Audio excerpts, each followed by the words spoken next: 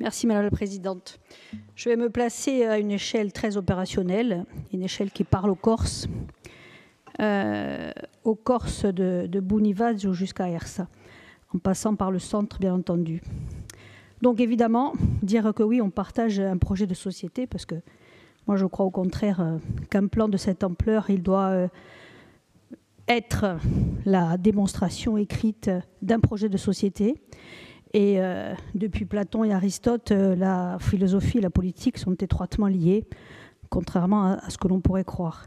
Donc tout a été dit.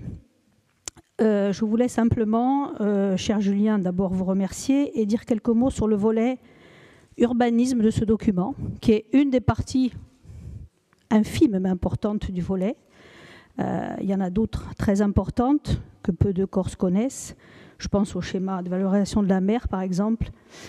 Donc je voulais porter quelques précisions sur l'aspect urbanistique que le Conseil exécutif a déjà un petit peu développé et apporter des pistes d'enrichissement et d'analyse que nous pourrions proposer dans cette révision.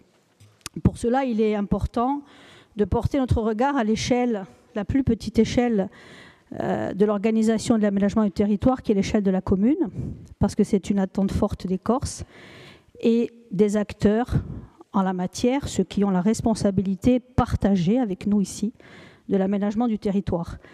Donc le Conseil exécutif l'a dit, depuis 2018, la loi Elan, elle permet de préciser les secteurs qui aujourd'hui sont entièrement soumis à la loi littorale, et elle pourrait, sur ces secteurs-là, faire appliquer deux lois, la loi montagne et la loi littorale.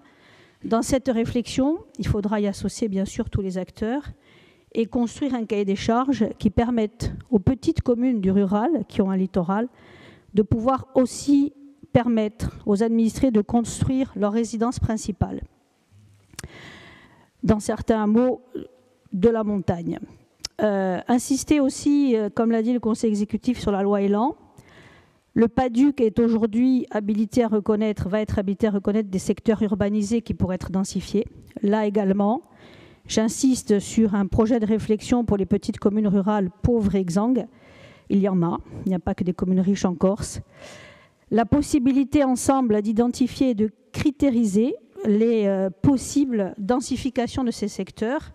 Enfin, pour conclure sur le troisième volet, la célèbre loi ZAN, je pense qu'il est inenvisageable que certaines parties de notre territoire, il est même impensable pour certaines parties de notre territoire, que nous puissions atteindre l'objectif zéro artificialisation, là où justement notre projet d'artificialisation et de construction va permettre aux jeunes Corses de vivre chez eux, dans leur village.